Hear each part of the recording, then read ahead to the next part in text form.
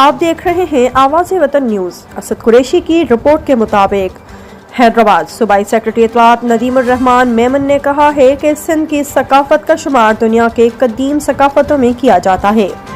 Basant hall Hyderabad کی انتظامیہ کی جانب سے سندھ کی ثقافت کو فروغ دینے کے لیے جو کاوشیں کی جا رہی ہیں وہ قابل ستائش ہیں۔